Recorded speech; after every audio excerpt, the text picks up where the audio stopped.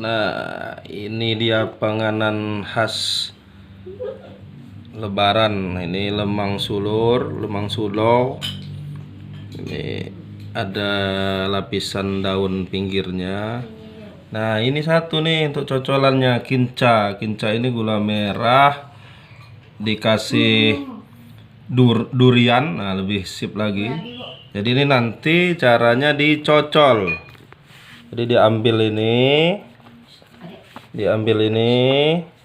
nih, diambil tuh, diambil ya. Kemudian dicocol, dicocol gini, dimakan. Rasa duriannya nih.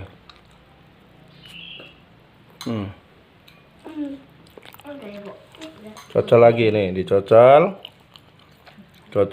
Nah, nih Sarah makan. Mau? Enggak. Udah Nih. mau habis ininya ya. Nih, dicocol lagi. Tuh, dimakan nih. Mantap.